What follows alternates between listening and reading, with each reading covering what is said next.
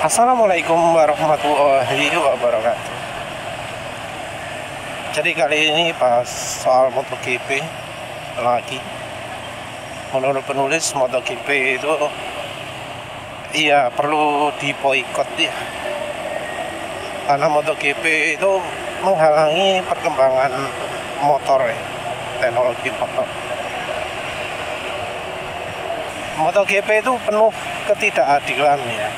Jadi ya, di MotoGP yang nomor satu itu bukanlah teknologi, bukanlah skill, tapi lebih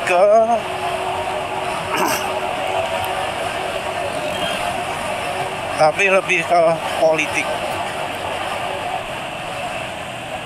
Pemanfaatan teknologi MotoGP pun untuk perkembangan sekarang ini rasanya kok malah makin lama makin tidak bisa diterapkan di jalanan.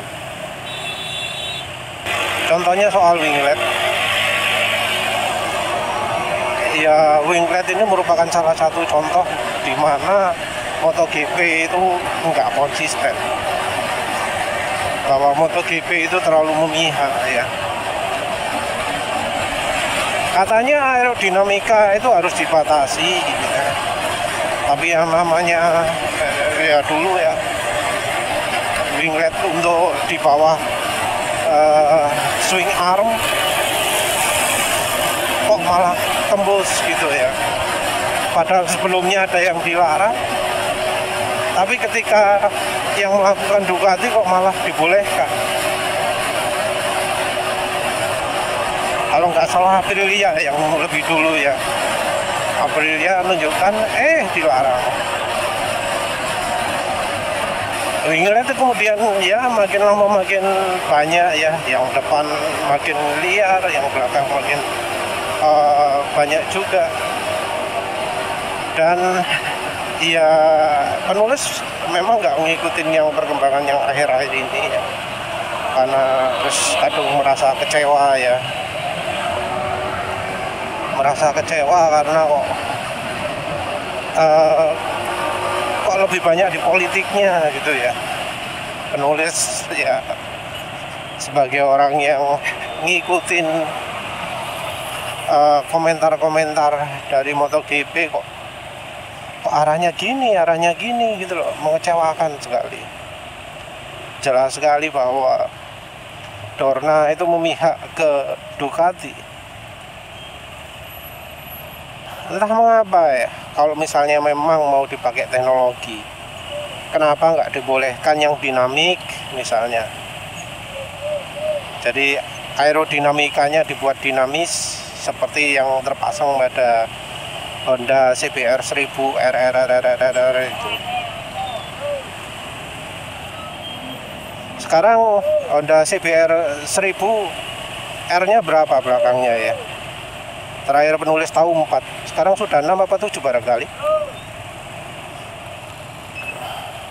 Tapi di Honda 1000 RR sembola CBR 1000 itu ada winglet depan ya, tersembunyi letaknya di dalamnya fairing depan. Nah itu dinamis, bisa berubah sesuai dengan kecepatan. Nah itu mustahil ada di MotoGP. Kan aneh ya, motor jalanan kok bisa lebih canggih daripada yang motor MotoGP. Padahal MotoGP itu dulu merupakan ya cerminan teknologi paling canggih yang bisa diterapkan. Ya memang F1 juga kadang memang nggak fair juga untuk soal teknologi. Contohnya soal CVT, transmisi CVT. Di kendaraan harian ada, di F1 dilarang. Mungkin karena terlalu kencang barangkali ya. Juga soal mesin, dulu V10, akhirnya V8, sekarang jadi V6. Terlalu kencang rasanya kalau nggak salah. Akhirnya transmisi ganti mungkin semi otomatis barangkali ya, nggak otomatis full. Tapi yang jelas kalau di F1 rasanya sudah ada teknologi apa jenenge, launch control atau traction controlnya. Karena kok rasanya penulis jarang lihat mobil F1 spin ya, mounting. Rasanya dari awal sampai akhir ya terus begitu aja. Padahal yang namanya mobil dengan tenaga yang besar sekali, kemungkinan spin itu sangat besar karena tenaganya yang besar.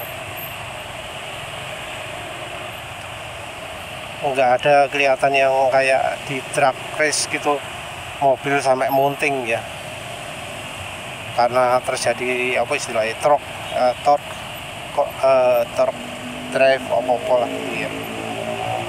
Karena tenaga yang terlalu besar membuat mobil itu jadi berpindah arah. Rasanya itu karena ada teknologi launch control.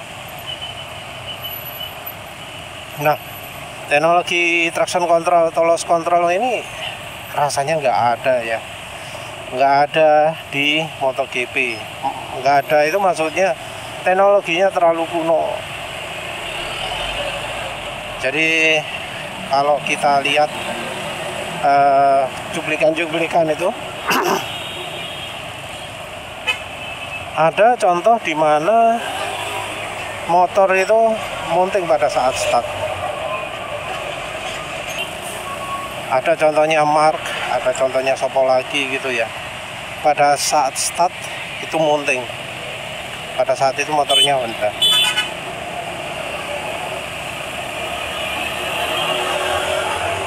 Hal yang sama rasanya nggak pernah terjadi di motor Ducati ya. Kenapa? Ya ini juga merupakan salah satu contoh politisasi dari MotoGP. Jadi MotoGP sekarang pakai ECU universal. Traction controlnya dikendalikan oleh ECU yang dipasang oleh semua pabrikan. Jadi semua pabrikan pakai satu ECU. Kenapa? Karena Ducati protes. Ducati protes karena pada saat pengembangan sistem ECU ini dia kalah modal. Pabrikan-pabrikan yang motornya laris itu dia bisa mengembangkan teknologi ECU yang luar biasa, sehingga traction controlnya jauh lebih hebat, sehingga saat start, saat habis keluar dari tikungan itu paling banter karena teknologi dari ECU yang sudah sangat canggih. Ducati nggak punya dana untuk mengembangkan ini karena motornya memang nggak terlalu laris ya, kalah laris dengan Honda, dengan Kawasaki, Suzuki dan seterusnya. Sehingga ya dibuatlah keputusan bahwa ECU harus universal. Kalau nggak salah Kawasaki keluar MotoGP ya sejak zaman ini ya, sejak ada keputusan ini ya. Silakan koreksi bila salah. Jadinya ECU akhirnya semua jadi pakai satu. Dan ECU ini adalah ECU kadaluarsa, ECU yang nggak sesuai perkembangan zaman. Memang sudah ada wacana untuk ganti yang kalau nggak salah akan fix diimplementasikan di tahun 2027. Nah, ECU ini adalah penyebab banyaknya kecelakaan di MotoGP. Selain juga dari penggantian ban, tapi terutama dari ECU-nya. Kenapa? Karena ECU-nya terlalu kasar. Dalam mengurangi tenaga terlalu drastis. Launch control pun ya bisa dibilang primitif karena yang dilakukan hanya membatasi RPM. Ada yang namanya membatasi RPM itu bisa dilakukan oleh pembalapnya sendiri.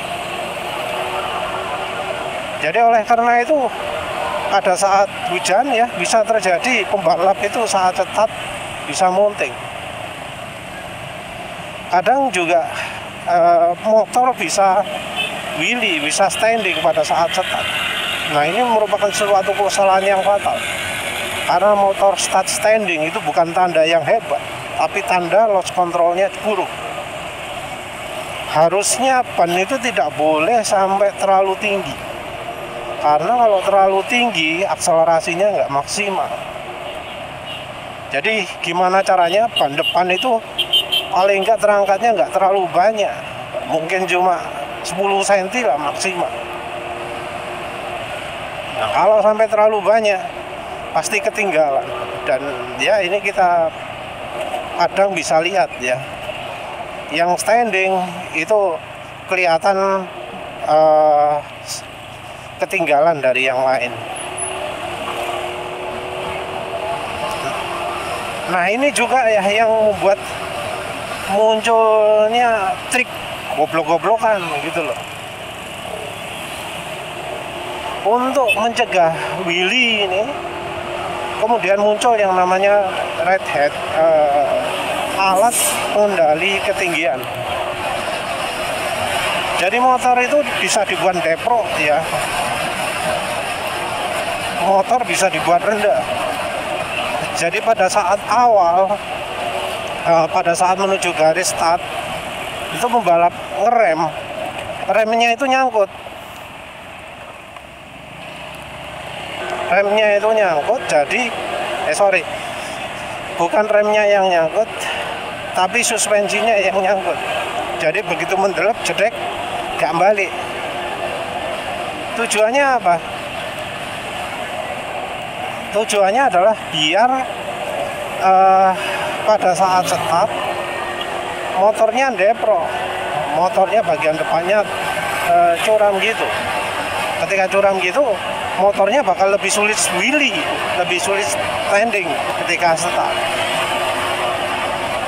Jadi saat start modelnya seperti itu. Karena ECU yang terlalu bodoh ya, teknologi lama, maka saat start harus mengandalkan ya trik-trik seperti itu. Bisa juga yang dari posisi kaki. Jadi saat start posisi kaki dibuat begagah atau apa ya, penulis lupa posisinya pembalap ketika start itu bagaimana.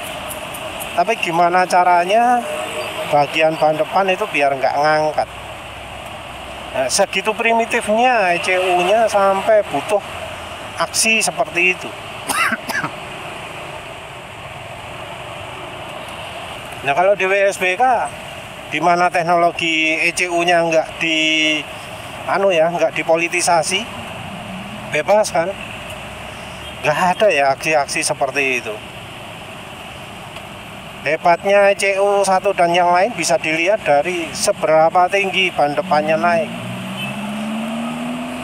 Yang biasa-biasa itu entah sempat standing atau bannya nempel terus. Yang luar biasa itu yang banyak kelihatan ngangkat berapa senti gitu. Selain launch control juga soal traction control. Traction control itu ya ketika keluar tikungan terutama ya. Jadi yang keluar tikungan banyak wheelie itu problem. Yang ya saking lambatnya sampai nggak wheelie, nah itu juga problem. Nah, biasanya akselerasi keluar dari tikungan ini yang paling hebat adalah Ducati. Jadi sehebat apapun tim lain kalau di tikungan bisa kencang misalnya ya, begitu keluar tikungan langsung dikejar sama Ducati. Boh sekarang ya opo, tapi ya ketika penulis masih ngikutin hanya Ducati ya. Mungkin ada tim lain satu lagi lupa. Tapi hanya Ducati yang punya tenaga ahli yang benar-benar ngerti mesinnya ECU dari Magneti Marelli. Jadi yang punya tenaga ahli dari Magneti Marelli cuma Ducati tok. Yang lain-lain entah nyoba reverse engineer sendiri atau ya dia terlalu pede, terlalu Jepangisme. Jadi beberapa tim Jepang itu terlalu nasionalis, jadi nggak mau kalau orangnya bukan orang Jepang. Jadi tenaga ahlinya nyari yang Jepang ya. Walau kadang tim direktornya bukan Jepang, tapi tenaga ahli kayaknya ada yang harus Jepang gitu ya. Ya karena harus Jepang, orang Jepangnya sendiri nggak pernah masuk di Magneti Marelli, ya akhirnya nggak tahu. Tapi ya inilah hasil dari politisasi ECU-nya. Jadi tim yang benar-benar bisa ngeset ECU sampai ya sangat telitinya itu cuma Ducati. Itu pun ECU-nya nggak terlalu sempurna, sehingga ya kadang kita lihat Ducatinya terlalu lambat, kadang terlalu cepat, tapi tetap dibanding misalnya Honda ya jauh lebih hebat Ducati dalam soal mengatur ECU-nya.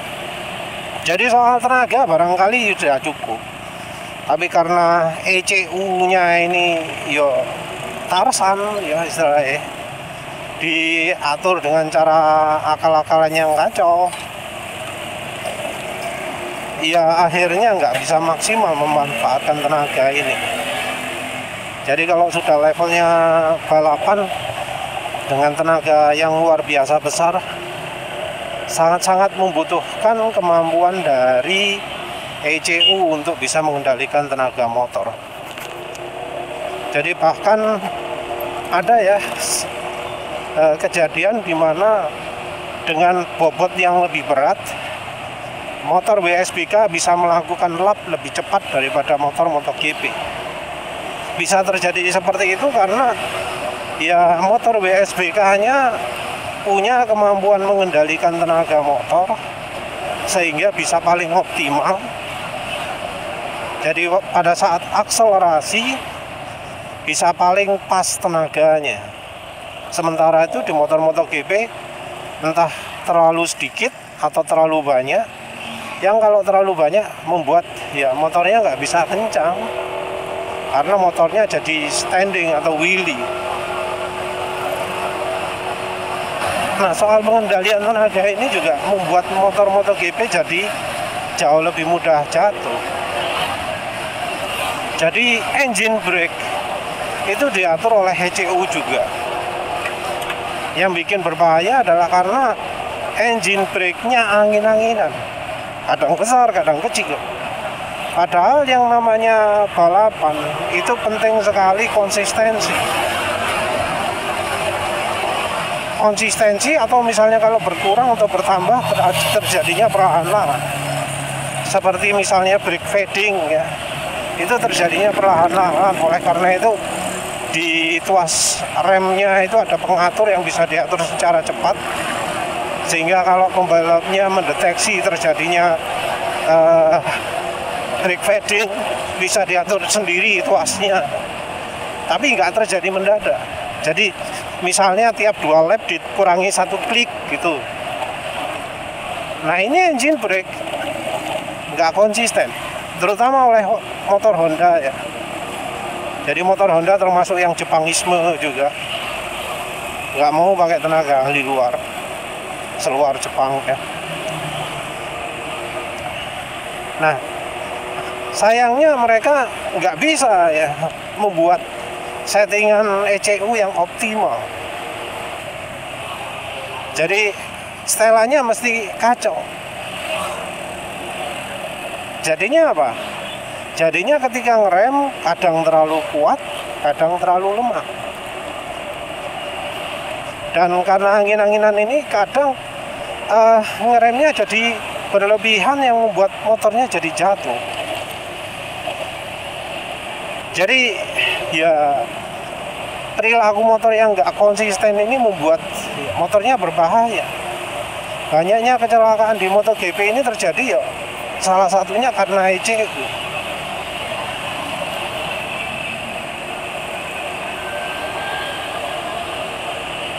Nah, padahal yang namanya ECU kalau di WSBK, wah sangat luar biasa.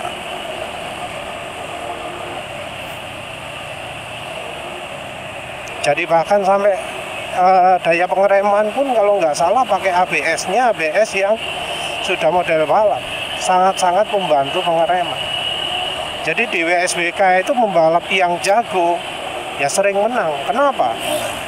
Karena motornya konsisten.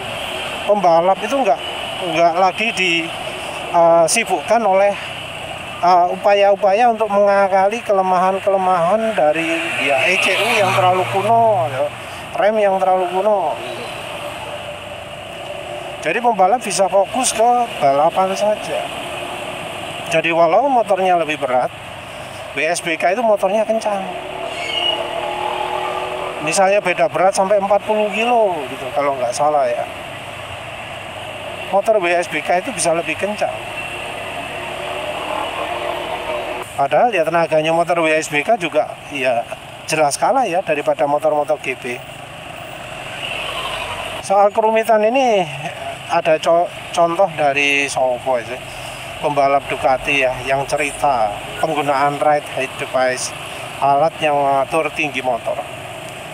Jadi penulis sebut tadi yang untuk launch control kan harus mengubah nyetel ketinggian suspensinya ya. Nah ini juga bisa dilakukan di tikungan. Nah motor pada saat menikung itu nggak sip kalau motornya terlalu rendah ya. Jadi ada beberapa tikungan tertentu yang ya baiknya tidak menggunakan ride height device. Tapi juga ada tikungan yang benar-benar sangat terbantu akselerasinya kalau ada ride height device. Karena ride height device ini nggak bisa otomatis, nggak boleh otomatis, maka dikendalikan secara manual. Nah, ini pembalapnya cerita bahwa ada yang hampir tiap tikungan itu menggunakan. Jadi sebelum masuk tikungan melakukan merubah cetek sesuatu ya. Setelah keluar tikungan dicetek lagi biar suspensinya bekerja normal. Nah modelnya kan seperti itu. Apa-apaan itu? Ngapain kok sampai seperti itu? Contoh lain adalah setelan dari ECU-nya, mapping, engine mapping. Engine mapping ini sedikit banyak akan mempengaruhi pola pengeluaran tenaganya. Nah ada ya pembalap yang menggunakan mapping ini intensif. Jadi hampir tiap lap digunakan. Jadi tiap tikungan, mau tikungan ini dia pakai mapping ini, mau tikungan ini dia pakai mapping ini gitu. Sangat sering rubah mapping. Kan ini aneh ya. Masa yang ngatur tenaga diserahkan ke pembalap? Kenapa kok nggak di ECU-nya? Mungkin memang ECU Magneti Marelli itu hebat ya. Tiap tikungan dia bisa punya setelan sendiri-sendiri, dia ngecek GPS. Tapi yang namanya motor kan harusnya konsisten. Perilakunya harus ya sesuai yang diapakan pembalapnya. Kalau nggak gitu kan nggak optimal. Ya oleh karena itulah MotoGP itu jadi ya balapan yang merusak motor pasaran. Ya wis itu saja. Terima kasih sudah menonton. Assalamualaikum warahmatullahi wabarakatuh.